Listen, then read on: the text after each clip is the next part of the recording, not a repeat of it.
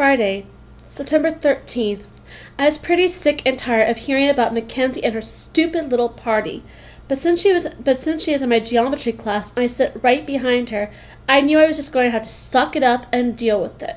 I was trying my best to ignore her when she turned around, smiled at me, and did the strangest thing. She handed me a bright pink invitation tied with a big white satin bow. I gasped and almost fell out of my chair. My brain was like, OMG, OMG, OMG. It was the most beautiful thing I have ever seen, other than maybe that new iPhone I want. Who would have thought that I would get an invitation to the party of the year? Then it dawned on me that this might be some kind of really cruel joke. I looked around the room for a hidden camera, half expecting Ashton Kutcher, I can't believe he's married to a woman older than my mom, to jump out of the closet and yell, "You just got punked!" Then I realized that most of the other girls in my class were staring at me with envy and disbelief.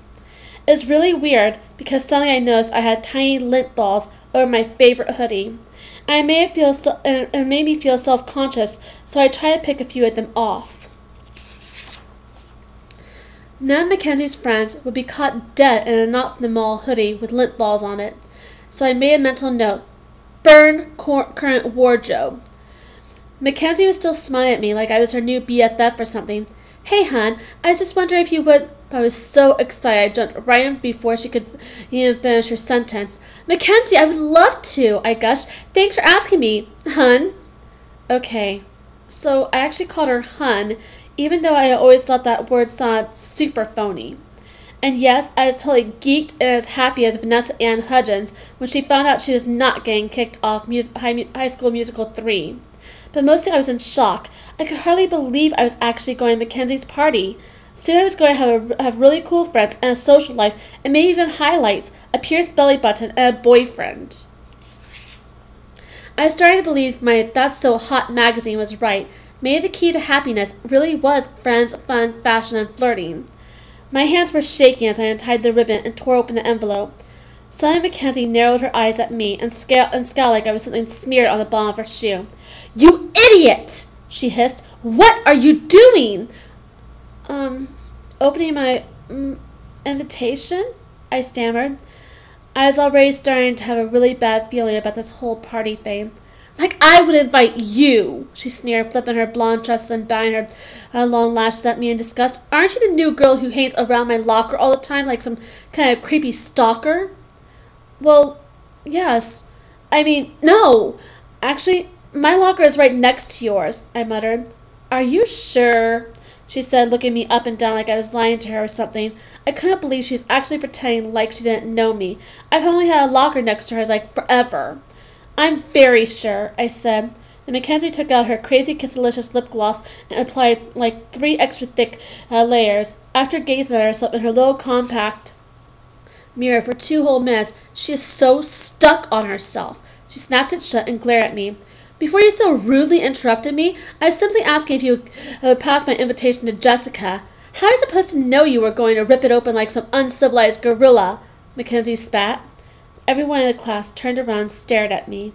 I could not believe my ears. How dare that girl actually call me uncivilized? "Oh, okay, my bad," I said, trying to sound coolly nonchalant about the whole thing while blinking back tears. Who's Jessica?" Suddenly I felt a sharp tap on my shoulder. I turned around to face a girl sitting at the desk behind me. She had long blonde hair and she was wearing pink glittery lip gloss, a pink sweater, a pink miniskirt, and a headband trimmed with a fake pink diamonds.